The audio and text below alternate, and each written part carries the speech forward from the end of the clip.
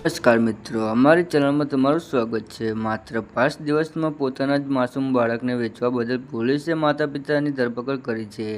આ કેસમાં કુલ 6 લોકોની ધરપકડ કરવામાં આવી છે। નાગપુર પોલીસનું કહેવું છે કે આ બાળક એક નાની સંતાન દંપતીને 1.10 લાખ રૂપિયામાં વેચવામાં આવ્યું હતું।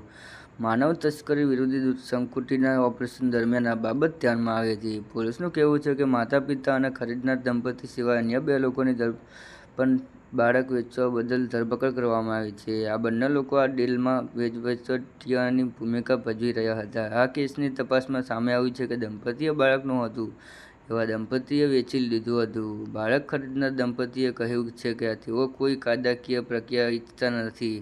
આ સ્થિતિમાં તેનાથી બચવા માટે તેને સીધું 1 લાખ રૂપિયામાં બાળક વેચી દીધું હતું। આ કેસમાં પોલીસે બાળકને વેચનાર પરિવાર સાથે તેને ખરીદનાર દંપતીની ધરપકડ કરી છે। ધરપકડ કરાયેલા આરોપીઓની ઓળખ સુનિલ ઉર્ફ દયારામ નગેન્દ્ર અને તેની પત્ની શ્વેતા તરીકે થઈ છે।